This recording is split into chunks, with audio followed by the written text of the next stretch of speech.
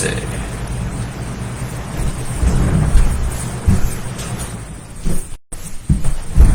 All right. Let's see. Okay. Okay, I think we're live.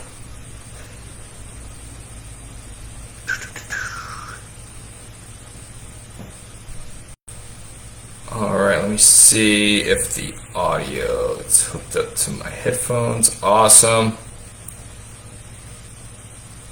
All right. Hey, how's it going, Grace?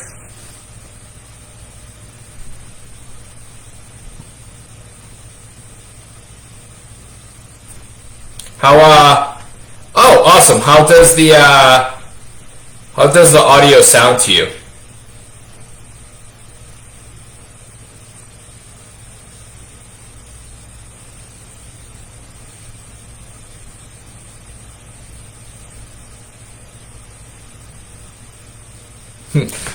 I'm doing awesome.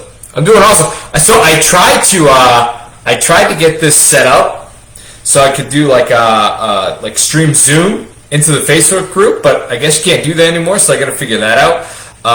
But yeah, so that'll allow me to bring up the Google Doc, so you guys can kind of follow along like as I'm talking about these topics, and I can bring you through like my thought process about like as I'm going down and explain the situation, so you can kind of see as I'm talking rather than just kind of watching me talk. But that'll be for next week as I continue to figure Facebook out. It'll also allow me to record them too, so if anyone like if you had to dip out earlier or something like that, you could get the playback. But today, not going to have that. So whoever shows up live is going to get it. Is going to get the info.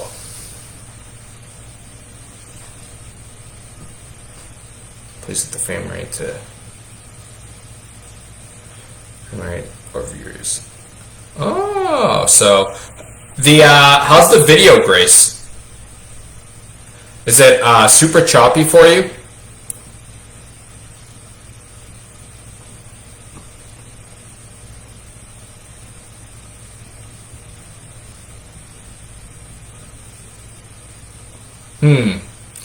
This thing just got it just yelled at me and said my frame rate's super low. But hey, if it's okay for you, then that's okay.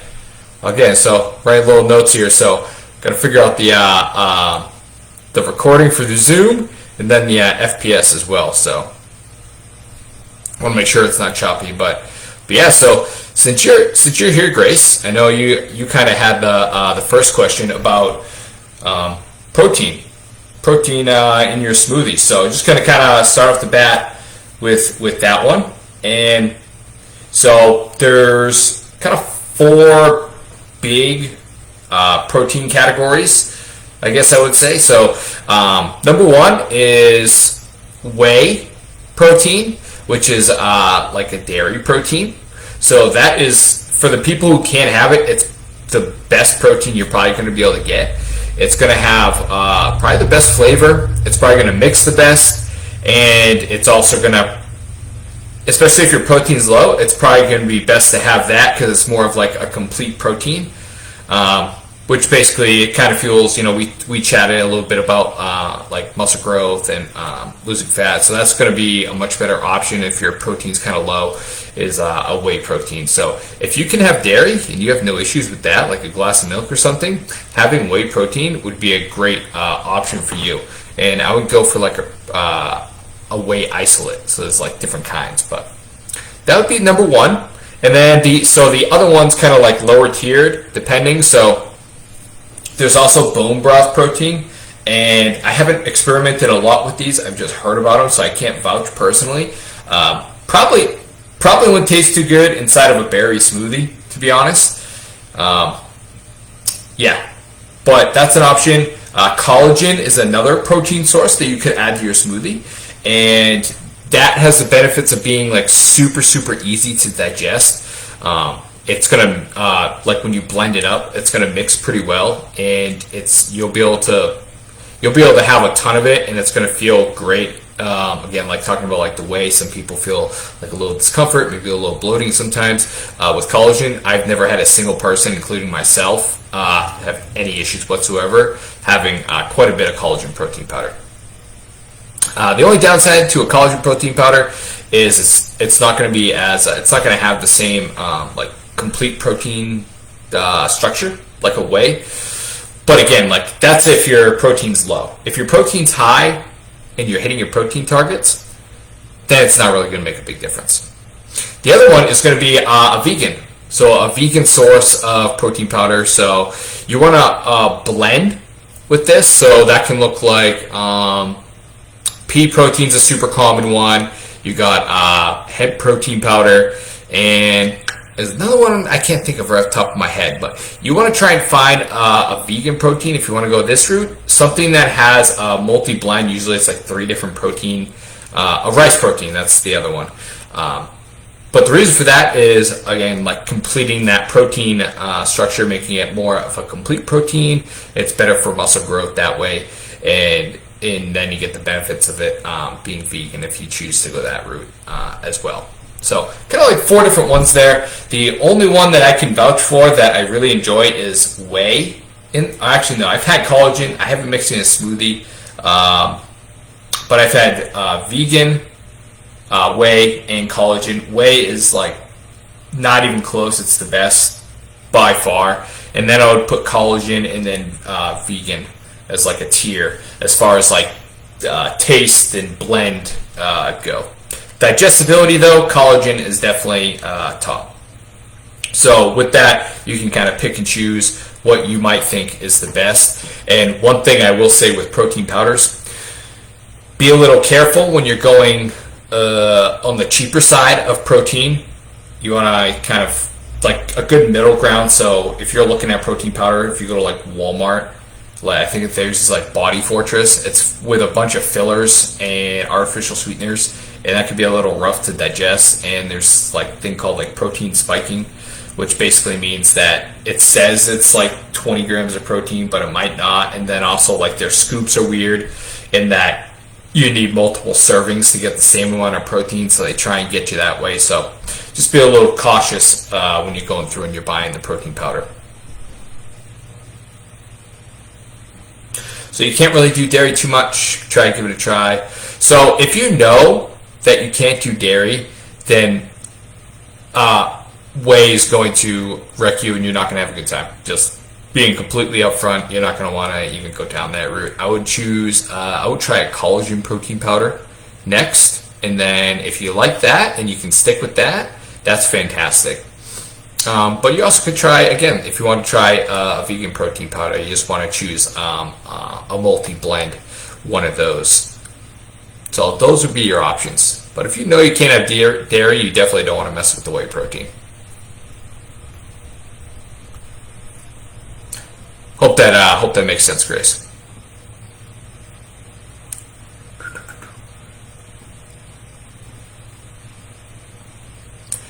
So I got a couple other topics I want to talk about. Like these are conversations with people I've had throughout the week. So that's one of the other things I want to bring to these live Q&A, because I definitely believe no one's alone in their struggles. So if these things are recurring in multiple conversations I'm having with people and clients, then I think there'll probably be some value in kind of sharing my thoughts on that as well. So the first one is talking about like diets. If a certain diet worked for me before and you want to try it again. So I've had this one a lot, especially with keto. Keto is a very, very common one. You're welcome, Grace. But keto is a very common one. People try keto, they see these like crazy results, and then they can't do it anymore, and they want to try it again when time gets a little harder and they want to see those results again. So we're going to talk about this a little bit, about like the idea of a diet, and kind of talk a little bit about the mindset about why it might have worked and why it didn't. So the first thing we talk about is when a diet worked for you before, we want to maybe reframe that a little bit, in that when we talk about something that worked for you before, did it really work if you're no longer seeing those results and it wasn't sustainable.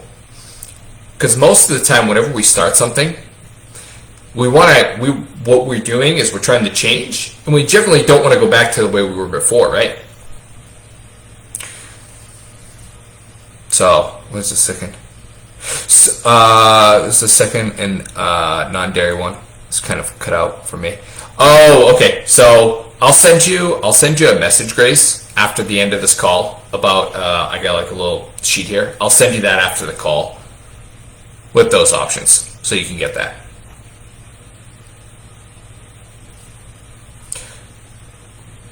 But yeah, so the idea of a diet working for you, if you couldn't stick to it, I don't really think it worked for you. You might have saw some results, but it didn't really work for you in that you've lost those results. It wasn't sustainable for you. So this is why when someone starts a certain diet, again, keto and intermittent fasting, even though that is technically a diet now.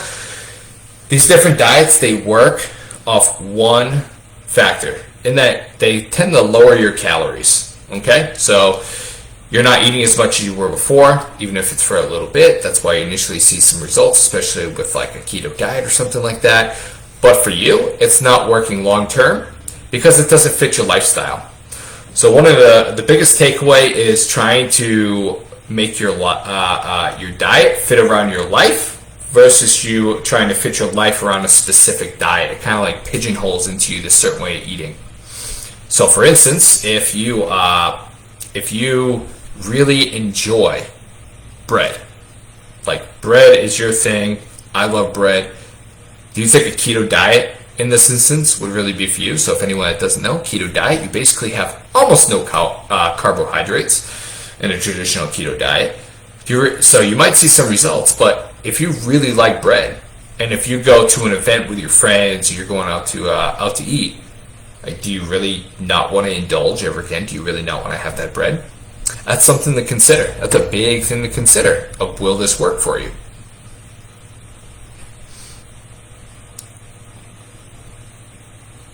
Man, this thing keeps flagging me for my frames keep dropping. I think my laptop might not be able to support it. Grace, is it still Grace, we still looking good? Still the frames and everything, it's not too choppy?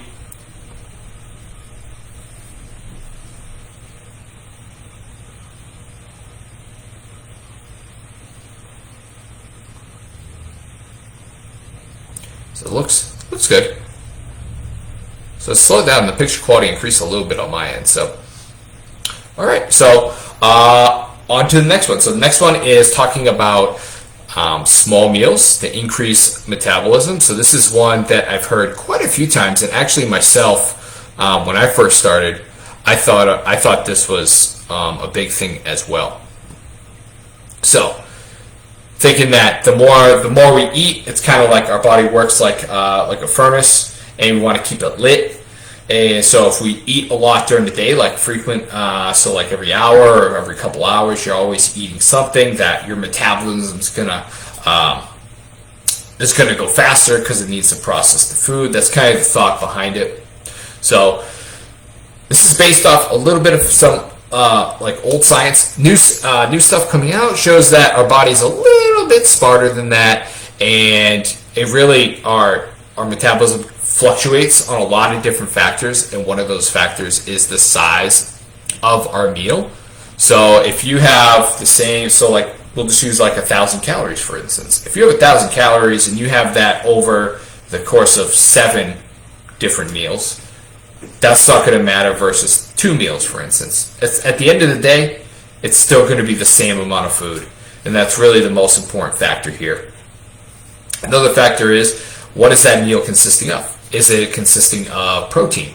Which protein actually needs to process a little bit more, and the body spends calories to actually assimilate that protein, to actually absorb that protein, versus like a carbohydrate. So think of like a white rice or white pasta, something like that, versus like a steak. So Steak is going to be a lot harder for your body to absorb and use, so it requires a little bit more calorie burn. Metabolism is going to have to compensate for that. So that's just an example for that. And the other one is, do you have any like vegetables or some micronutrients? So these are the vitamins and minerals that are in food that are talked about a lot. Does your meal have a lot of those? That's going to help the body run a little smoother. It's going to help that metabolism work a little better. So those are some other factors that are a little more important than having thinking about having small, frequent meals throughout your day. Let's think about it like this. Like, let's say you only need, let's say, 2,000 calories, right? You only need 2,000 calories, but you're thinking, hey, if I eat more during the day, just break that up into smaller meals, I'll be fine. But then you start having these small meals, but the small meals end up equating to 2,500 calories. So now you're over your calories. You're still going to gain weight at the end of the day. Doesn't matter. And the last one. So I hope these are good, Grace. Good topics to cover. I'm not too sure how these get posted up inside the group.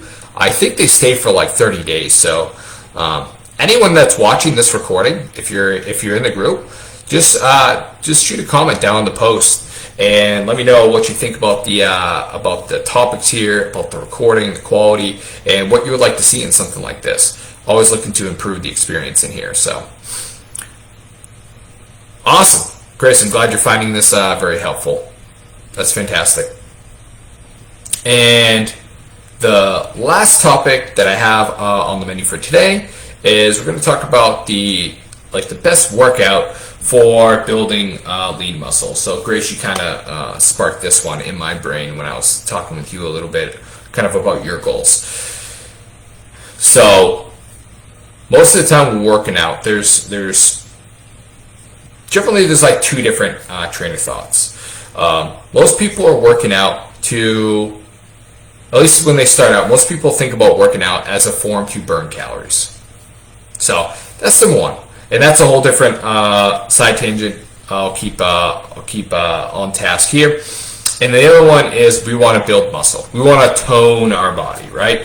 So generally, there's trouble areas. Everyone's a little individual, but there's general areas. Like men generally have their midsection. They generally get a tire, it's called, and women, they tend to experience maybe a little bit in the arms more so than men, and then around the hips. And a lot of that has to do with genetics and hormones, your hormone profile, which is not a bad thing.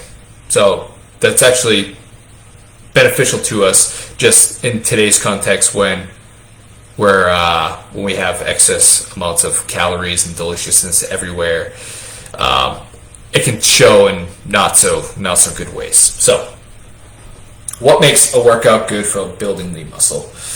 So when we push our body and we use some weight, strength training is by far the best form of this. We want to try and push the muscle and give it a reason to get stronger. And that's going to allow it to grow. And that's really what you're looking at. When you talk about lean muscle, toning, that's when your body loses fat, but also gains a little bit of muscle at the same time. It's way easier to gain fat than it is to gain muscle. Gaining muscle takes a really, really long time. And obviously, men have a little bit easier time gaining muscle than women. That's because we have a little bit more testosterone flowing through our body. Actually, a lot more. But yes, so muscle takes a very long time to gain, to grow. So when you're doing your workouts, you want to shoot for more weight focused workouts, in that you're doing some heavier weights for a set amount of reps versus like going for time. So for instance, a very common one is to do like HIIT classes where you're doing these like time circuits with these super light weights and you're moving a lot. You're probably sweating and it feels like you're doing a lot, you're doing a lot. But really, all that's telling your body is to get a little bit more efficient with your calories, and it doesn't really need muscle. It just needs to be. It just needs to make sure that as it moves, it gets really good at moving in that fashion, and it's not burning a lot of calories. It wants to get better at it. Okay, so that's not going to be a really good way to build that lean muscle that you're looking for, because you're going to hit a threshold. You might build a little bit of muscle, you might see some result initially, but then your body's not really going to be challenged. The muscles aren't going to need to grow. They're not going to need to tone up at all, because it's kind of hit like a threshold. You're just going to get better like heart conditioning, better cardio from that, which isn't a bad thing. But when we're talking about gaining lean muscle, this is a bad thing. So what can you do about it? A great example of changing things up to gain on muscle is if you're used to doing like these cardio classes, HIIT classes, something like that, and you really do want to like tone up and get some lean muscle, do the opposite. Send a different signal to the body. Now this can be very, very difficult, because generally we do the things that we like doing. So for me, for instance, I really enjoy lifting like low reps, so like doing an exercise for 3 times and then resting for a long time and really pushing strength. That's what I like doing.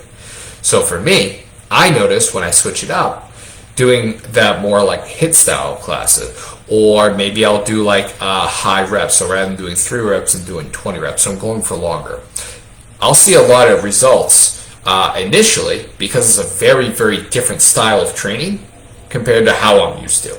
And that works in reverse. So that's number one. It's kind of doing the opposite of what you're doing. That's a really good, strong way to spark some new muscle. Okay? And the other way is doing what you enjoy. So if you're doing something and you hate doing it, and then you stop doing it, you're going to get no benefits. Right? So that's going to be the thing that really determines whether or not you're going to see any results, is the thing that you're doing week in and week out consistently. The best workout done inconsistently. My God, I can't talk. It's not going to be as good as you doing like a more boring or a less efficient workout done every single week. Like you could just pick, I'll just use some arbitrary dates and times and stuff like that. But if you just choose like Monday at 6:15 at night, that's going to be my time. I'm going to go in and I'm going to do 4 exercises. It's going to take me 30 minutes, and I'm going to do that each week. Sure, you might see some better results initially from the other program that you're doing, 5 days a week, right? 5 days a week. You're working out, quadruple the time, so you're going to see some more results. But if it's not sustainable for you, and then you stop after a month, if you're still doing that workout week in and week out, 3, 4, 5, 6 months later, you're going to be in a much better spot, and you're going to see way better results that way. So just something to think about there.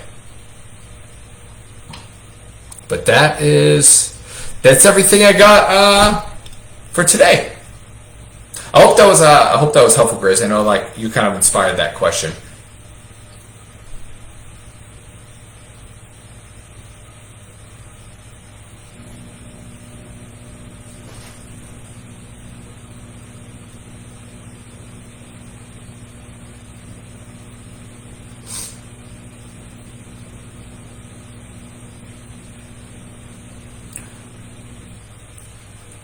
All right, and if you got any other questions, Grace, before I wrap this up? Oh, hey there, Ned. Thoughts on extra testosterone? I gotta be honest, Ned. That is a very open-ended question and way above my pay grade. That is, that's a discussion for a specialist in that area. That's are we talking exogenous?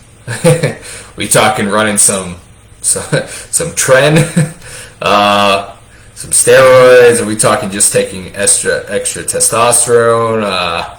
How much? How long? This is what I know so surface level just from people talking to me about it, but I am by no means the person to talk about this. If this is a serious topic, then I would recommend bringing that up with your doctor and getting some testing done and talking with a hormone specialist. That's going to be your best bet. Definitely do not go on the internet and try and find any other information from some random person on the internet. Like myself. Way above my pay grade.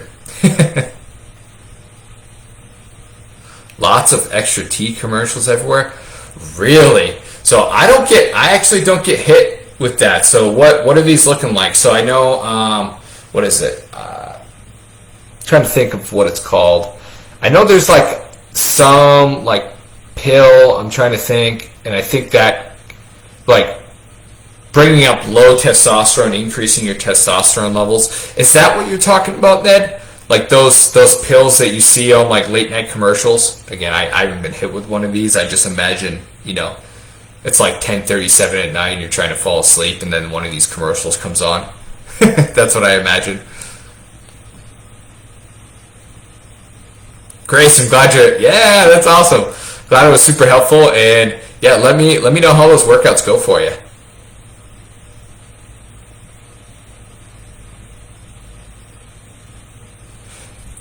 Yeah, Ned. So it sounds like that is what you're talking about. Are you talking about those like test boosters that you see on the infomercials? Not what I was talking about.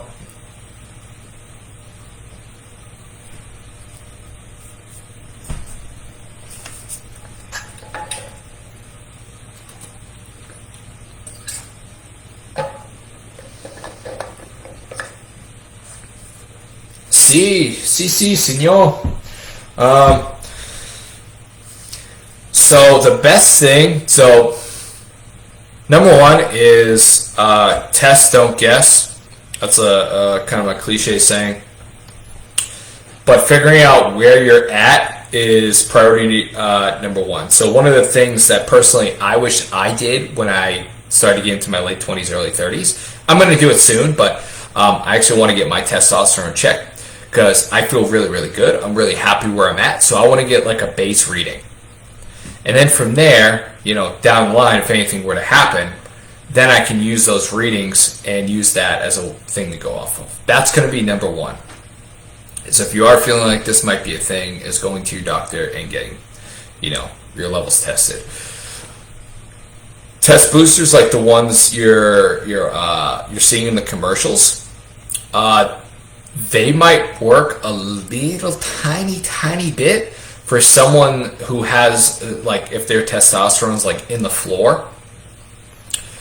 But the best thing you're gonna do for your testosterone, like it's not even close, is going to be improve the quality of your sleep, resistance train consistently, and probably get some sun. If you do those three things, you're probably going to feel a lot better, and you're going to notice naturally that your testosterone is going to go up. If you got, again, working with a healthcare practitioner and you tested those, like going that route versus thinking that a pill is going to solve your issues, because it's always overblown. And then if you are within a range and you're feeling maybe you Googled the effects of like low testosterone, and you're thinking it's you, and you went and you Googled symptoms, like you always want to go the natural route before you start going into. I think that with everything pretty much, just because it starts a slippery slope. Starts a slippery slope when you don't. Does that make sense, Ned?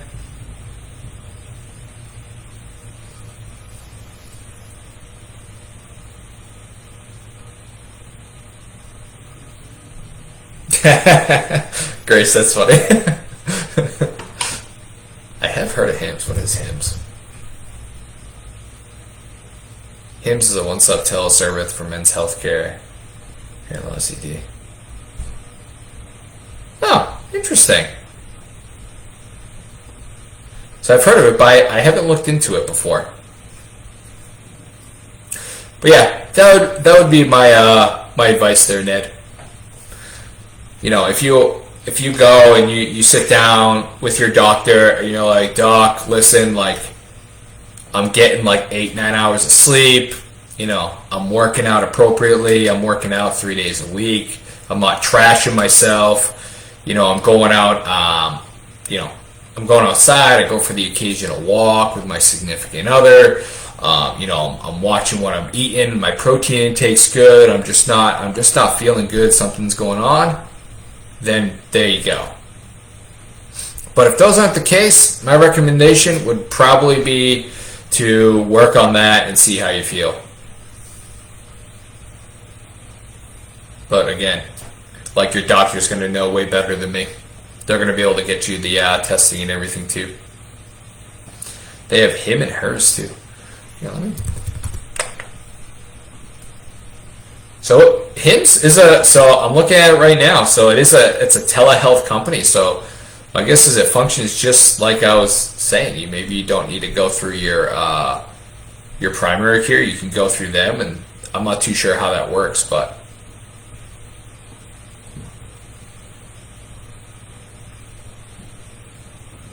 when you talked about eating, were you suggesting to eat more times but stay within your planned calorie?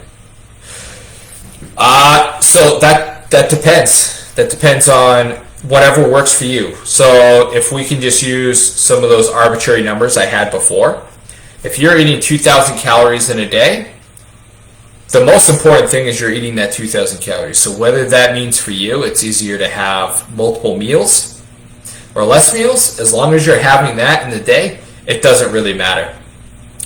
Unless it affects your digestion. So, for instance, like, let's say you told me that you can't, like, if you have a big meal, you feel sluggish and it doesn't feel good, maybe you bloat a little bit. In that instance, maybe breaking that up would solve that issue. And maybe you just need a little bit less and your body can digest it a little bit better. That's going to be better. But if you don't have any issues, so let's say you don't have any of those issues, but you're super on the go and you can eat at morning and you can eat at night, and that's it. Like you're busy and there's no way. Then you have that and you can digest that. That's awesome. Really depends on what fits your life best. Does that make sense, Ned?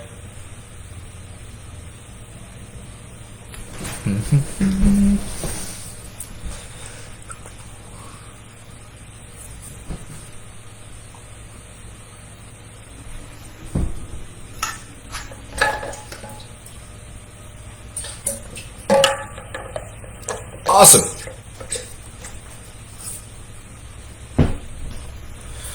Cool. So, good question, Grace. So, what if you don't count calories, mainly because it causes me to fixate on calorie intake? So, yeah. So, starting out for you, maybe counting your calories might be a little, maybe it's a little triggering. That's okay. One way to start out is to use your hands as a measuring tool, and just focus on trying to, we talked a little bit about the protein, right? So maybe don't worry about the numbers, don't count your calories, but making sure that each dish has some kind of protein source that's about the size of your palm. That's a nice, easy way to start enhancing your nutrition without actually counting calories. And that's actually what I do with most of my clients I start working with. Very few clients I have start and immediately start counting their calories, because most people are starting from a super beginner state, and counting everything might be a little abrasive to start. Does that make sense, Grace?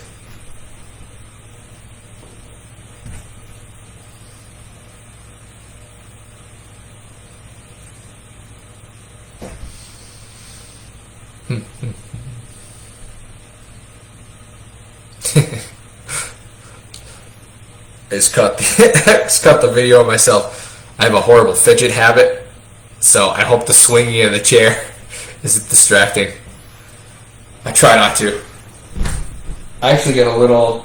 Oh, where'd it go? I have a little stress ball that I usually do off screen. I'll do this to stop me from swinging. Awesome. Glad it makes sense, Grace. All right, guys, I got a couple more minutes, and then I gotta go get dinner started. Any last question? Whoever gets the next question wins.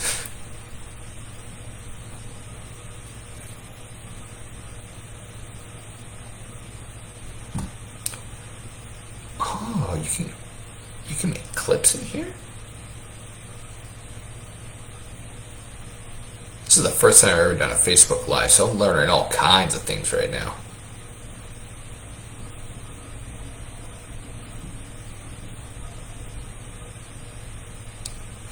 Tonight, Ned, we are having burgers and tater salad. I love hamburgers. And while it's grill season right now, I try to take full advantage of this.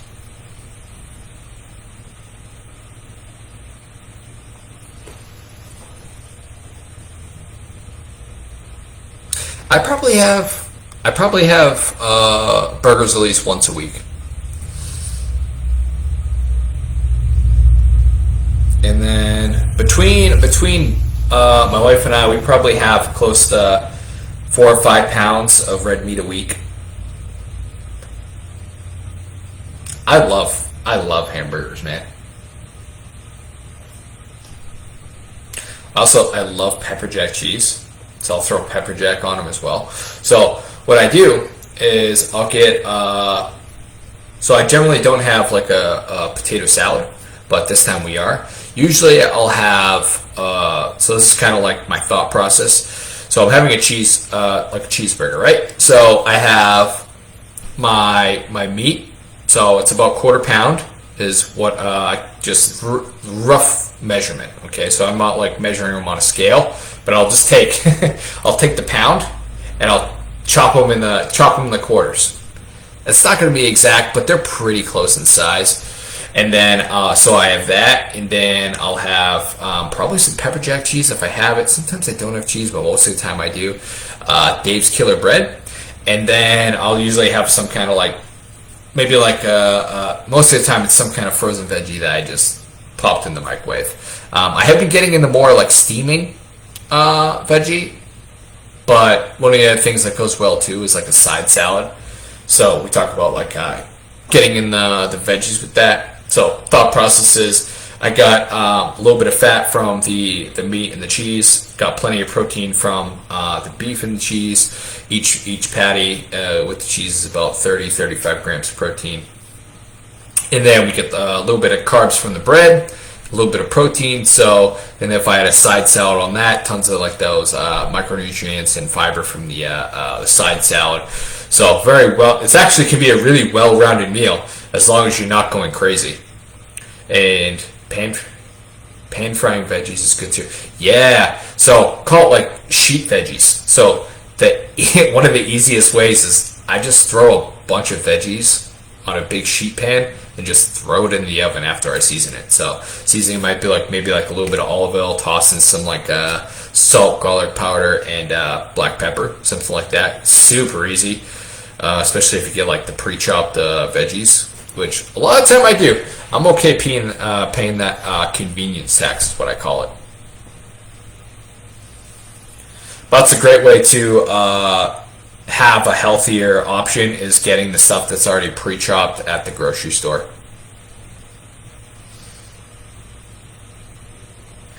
Yep, I do that a lot with asparagus. But it is. I do gotta head out. It's almost 6:45. This was fantastic. This is the first one, so appreciate Grace and Ned. Appreciate you guys coming in here and tuning in live and having a fun conversation with me as I do this. So anytime you guys have these questions, I love kind of banking them and bringing them to these. My plan is to do like a live Q&A like this every other week. And then on the other weeks, rather than doing a live Q&A, I'll kind of dive a little deeper into a specific topic. So that's kind of the cadence I'm going to have in here, and see how people enjoy it. Thank you, Grace. I will. I hope you both have a splendid night. See you later.